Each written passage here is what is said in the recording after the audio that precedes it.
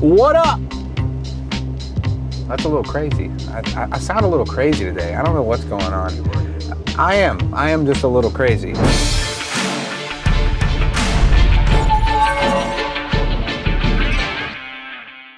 Welcome back to another week of trash and stinky and porta potties and everything else. I think some of y'all got to see us on an actual roll-off truck. Me and Levi back there, my unofficial cameraman. And then of course we got Mr. Braxton here that's hiding. He's the official cameraman. But I have to say, you know, Levi did a pretty good job. Maybe a replacement? No, I'm just kidding. Braxton's too good. But no, today we had a bunch of office work to do. My payroll, I did payroll today, and it was very stressful because it was the highest my payroll has ever been. Like, I was like kind of like choking almost when I was looking at the numbers.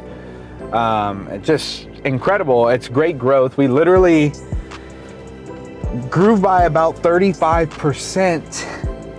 35% in a month. I texted that to somebody the other day and they were like, what, how did that happen? I said, honestly, it takes a couple really good customers to feed you a ton of work, and then all of a sudden you just grew, right? So if I was doing $200,000 a month, 35% of that would be like 70 grand. So I literally just got a customer that's doing 70, 80 grand a month, and all of a sudden we got to ramp up production, ramp up operations to sustain that kind of work. So yesterday we had a meeting with the entire operational staff for SWI. We sat out there. Levi helped put a bunch of paperwork together for checklists. Just as we're growing, we're implementing more and more things into the business. So just put all these operational guidelines into place. They go into effect on Monday, but we're starting to practice today, you know, getting ready. We're gonna have a little bit of fun today. We're gonna run by Rush Auto Works, check on the race car. They already told me they haven't done much to it. I'm getting this new special Trident. It's a halo device that you see in F1 put on the car. So we're gonna go by there and check that out and go grab a bite to eat with the boys, which is these two yahoos in the truck with me. Yeah, what's wrong with my joggers? Nothing, dude. I didn't think they were very FR, you know. FR? What do I need FR for? It's not trashy enough for you? Golly! How about this? So I guess we're gonna be doing a Google review of this Chili's while we're eating. Total food critic here.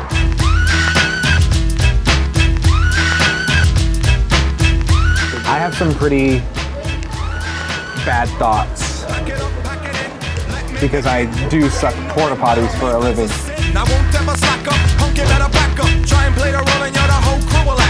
So we are here at Rush Auto Works, owned by some very good family friends of mine. Now I get to say that because I've gotten to know them so well. So you got Mr. Blair Hosey over here. How's it going? Good to see you. Doing all right? Doing pretty good. So when was like proof of concept? So it really started 2018 as a New Year's Eve idea, right? So obviously, as you do on New Year's Eve, everybody's having a good time, right? And especially you guys. Especially. When we're Scottish, we like to have some fun, right? Yeah, I know that. Yeah, it was pretty much, you know, my dad was in the oil and gas business. I was doing engineering in high school. We were like, we want to build race cars, right? So woke up the next morning after a few glasses of hangover medicine, and we were like, let's do this shit, right? So from there is building the early prototypes, stuff like that, and then we first went into production in 2020. So really as a business, we've only been running for just coming off 4 years. So. Yeah, so we're kind of like neck and neck in business timeline. Totally different industries, totally different sales groups, right? But still, we have similar struggles as businesses. We have payroll we have to figure out how to meet. We have cash flow we got to figure out how to meet. We got loans we have to take care of. Materials and parts coming in and out. But what's super cool is I actually sat. It's over here. It's in the very back. Yeah. It's under a tarp. We'll go find it. Is he okay? Yeah. So this was the very first Rush prototype. Exactly. Yeah. And I actually sat in this car when they had a tiny factory and it was just pretty much this car and a couple other cars getting built. Yeah, we were in 400 square feet and now we're in 31,000 in 2 years pretty much, so. Talk about growth. Yeah. They've clearly have learned how to scale a business. So we have first car that I ever sat in, I was like, you know, I have to say I didn't just jump in it right then and there. I kind of waited a couple years just to see, hey. It's a brand new company. You didn't know what we were going to do, right? Right, and I wanted to see too, like a lot of racers, we want people to race with. So I wanted to make sure other people were going to get into it and we would be able to go do racing stuff together. 100%. And now they literally have a race next weekend. Yep. At Mid-Ohio. We've got right at 35 entries for it. So it's going to be wicked. 35 cars together in semi-pro racing or amateur racing is like unheard of. The only classes you get that is maybe Radical, maybe Spec Miata? Yeah, Spec Miata, even Radical, they get 35, 40 entries, but split between 3 classes, right? Right. So we've got 35 guys, all different skill levels, all different parts of their motorsport, venture, career, whatever you make of it. But it's all the same car, all the same track, all the same tires. It's all based on the driver who can kick whoever's ass. It's gonna be awesome. blast. Where would you like to start? Yeah, man, so look, we can start with the fun stuff. So let's bring you over to a car, right? So this right here is pretty much what we build, right? The back's off that one, the front's off that one, but you kind of get the gist, right? So in a sense, it's a purpose-built single-seater meant to be lightweight and just shred racetracks, right? So we kind of did a little bit of a different, had some different ideology to motorsport that not a lot of other companies do, right?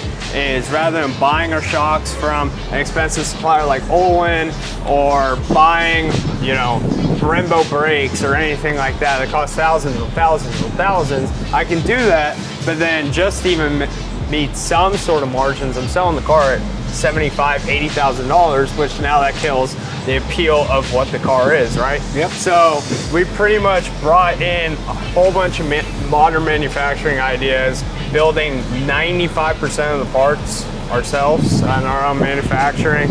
And then from there, helps us bring the cost down for the consumer and allows us to give a crazy bang for your buck package at that $40K price point. That's faster than any $250,000, $300,000 sports car, hypercar, Lamborghini, Ferrari. And I can attest to that because I've had Shelby GT350s. We currently have the GTR, and I will jump in this, and maybe not horsepower related, but track performance is untouchable.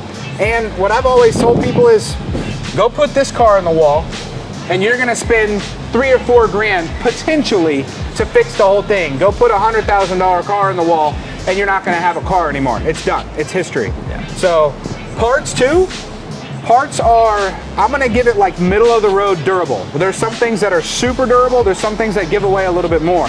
But the cool thing about it is that parts are relatively inexpensive. How much for a shock? So shocks are probably our more expensive part. They're $500, call it 500. But racing shocks, $1,000 a piece, right? Right. So even up to our bodywork, right? So all of our bodywork was designed to be able to ship via UPS. That's why it's 10 pieces, right? So say you break this corner, you're not having to buy this whole thing like some other manufacturers.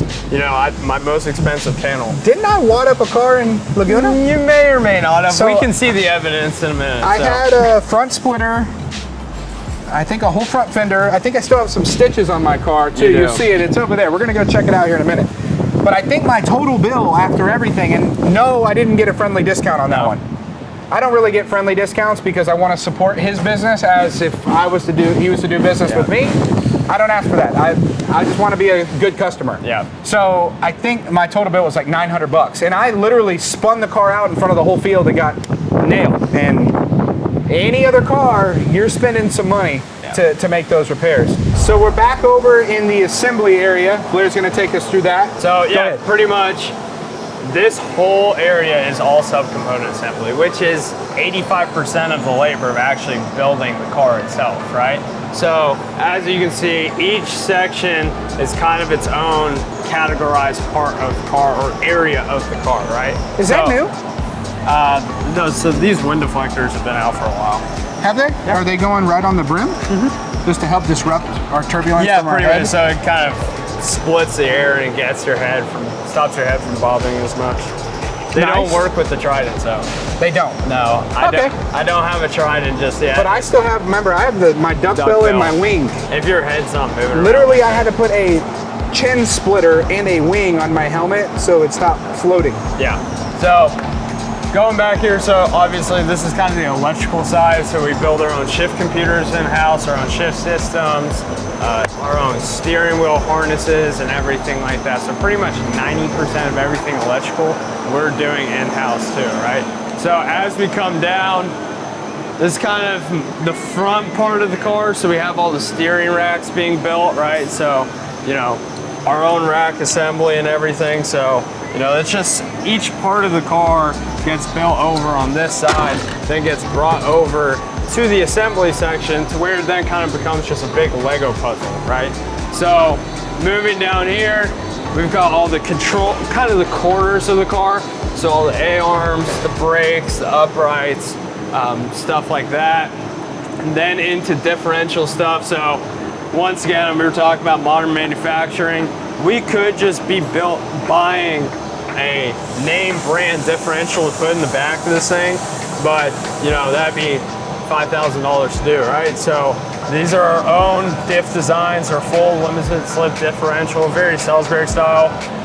But yeah, I mean, we sell that for $3,000 for the entire assembly, which you tried buying a top end diff, you know, you're 5, 6, 7. So, you know, constantly pumping out diffs, and then from there, like I said, all of these parts then head over to assembly. So I'll tell you something that's absolutely phenomenal about the Hosies, but also just their company in general, is they're always making things a little better. So they might have an issue with the differential per se. They got leaks. Not saying this is actually even a thing, but if it was, they're gonna come back and say, okay, how can we make this a little better? And I think the perfect part for that was the shocks. The shocks, yep. The shocks were always leaking. And they came out with a whole different product, whole different way to make that better for all of us end users. The man, the myth, the legend, Mr. Dave Hosey. So yeah, we were just talking about shocks, and that was a big thing, right? So with the original shocks we came out with, we thought, all right, bang, these are gonna be awesome. Start delivering some cars and notice some issues with it, right? So with a brand new company, we can't be hard-headed and just go into this, say, we've done everything perfect, we're not gonna change everything. Constructive criticism as a startup business is the best advice you can get, right? So for example, with the shocks, this was kind of the top part of the shock initially, right? So you'd have your piston in there, your nitrogen up at the top of the shock oil. Well, the issue was our reservoir is only about that big on the shock, which was then having to cause people to pump up their shocks throughout the race weekend because the pressure was leaking out, right? Which people got jacked doing it from having to pump them up all the time. But I can't even tell you how many shocks I had to pump, but whatever, back to him. But that's something we had to fix, right? So we came out with this bad boy. So it's a full nitrogen upgrade inside the shock. So you can see same upper case with the exact same top design, but with a full reservoir channel that holds 10x the amount of nitrogen inside of this thing. So, you know, it's something we'd seen some of the top manufacturers do and thought we could potentially get away with it, but just the advice from a whole bunch of customers and seeing their struggles at the track, and we had to come out with something. So since we've come out with these bad boys, nobody's complaining about shocks. And now it's, okay, what's the next area of the car we can improve, right? So constantly listen to customers, dealers, even people that aren't customers, right? Yeah. You know, people will just be walking to the tag, go, oh, that looks awesome. I would do that though. And sometimes you blow it off, but certain times you gotta listen to that and take it on the chin and be like, you know what, that's a good idea, right? So yeah, now we're over on the assembly line. This is Tony. He's kind of my head shop guy. He pretty much runs this whole line and makes sure we get cars heading out the door, right? So currently we're a little backed up on fabrication, right? So that's like Darius was just talking about, it's understanding where your bottlenecks are, where your struggles are. Our big struggle for the last 3 months was staff, right? So over in fabrication, we had some struggles through there and had to do a full overhaul of the department and train everybody up, right? Which then leads you to potential problems where you see we have parts and people ready to build cars. We just don't have any chassis to build them yet, right? So that's another thing, is just understanding and being able to tackle those bottlenecks as quickly as possible to keep production flowing. Because production flows, customers get their cars faster, which keeps everybody happy. The wheel keeps turning, right? Exactly. It's more cars, more reputation for you guys, more people advertising their cars like me. I got mine. I'm like, I got to do more of this. It's so addicting. It's a rush. Don't forget that. Exactly. So yeah, pretty much as they come over onto this area, like I said earlier, they become a massive Lego puzzle, right? So you can see all these rafters or these shelves, we just have parts ready to go on the cars. So from the time the chassis hits the line to the time it's getting test driven by me, and then the time it's on the trailer heading out, it's about 2 to 3 weeks. So really the assembly part is rapid, right? Which keeps things flowing. You know, right now we're trying to do 14 cars a month, which we're doing that with 23 employees. You know, some of our other competitors, they're doing 14 cars a month with 190 employees, right? So keeping that overhead down, finding efficiencies, right? It's a lot of things that go into it rather than just the mindset of, oh, let's build race cars, right? It's how do you do it as efficiently as possible with the best quality as possible too, right? Because with race cars, quality is everything, right? You know, in the trash business, certain things can happen, but in motorsport, right? People look at me crazy when I say this. We're in a sense building like a firearm, right? Like something we do wrong, right, could lead to somebody getting extremely hurt. I mean, we've got drivers doing excesses 150 miles an hour, 120 through cars pulling up to 3.5 Gs, right? So we got to make sure that we're doing it as high quality as possible, and all these guys in the shop know it too, that attention to detail is the biggest demand we have. So I'd have to say they have pretty good quality checks. And I'll be honest with y'all. I will tell you, just like my business, the good, the bad, the stinky, there's good, bad, and ugly with any business. There's certain things that aren't perfect that need to be fixed, and like I said earlier, they do a good job of fixing those little mistakes if there are any. But they have a really good quality program, and this guy right here is a big reason why there's a lot of quality. He's always double and triple and checking things, making sure things are getting done how they're supposed to get done. He's pretty much been with you too. Since the beginning, Since the beginning, and that's crucial. Yeah, no, and that's finding loyal guys is huge for me, right? I mean, he's been here almost 2 years. Jeremy started as a fabrication guy, right, and now is pretty much the second man in charge here, right? He handles all the trackside stuff when we're out at events. He's Tony's right-hand man here. I mean, finding loyal guys that believe in the company and want to grow with it, right? You know, from us, we're extremely passionate, but seeing your employees bring that out too, it just grows and grows and grows the business without really even trying, right? Absolutely. Like the cars up there, they just have 2 bars that come down and kind of around a little bit. And I told them before I bought a car, I was like, hey, I really want some sort of head safety device. I won't say the other word because we're not supposed to say that word. Pretty much. But this was the original design, and I was the one that kind of guinea pigged it. And then they came out with this super sexy Trident, and I was like, okay, I gotta have that. Cut this one off, put the Trident on. So that's kind of why it's here. Gonna get the Trident put on. I also need an upgraded front splitter.